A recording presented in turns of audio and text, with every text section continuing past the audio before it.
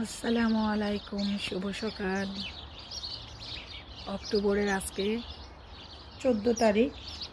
আমার বাগানের হাল হিস্ট্রি।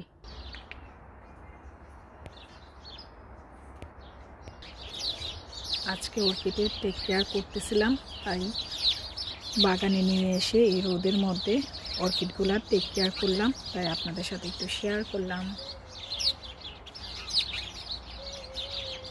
ইনশাল্লাহ সুন আসতেছে আমি কিভাবে আমার অর্কিড গাছের টেক কেয়ার করি সেই ভিডিও।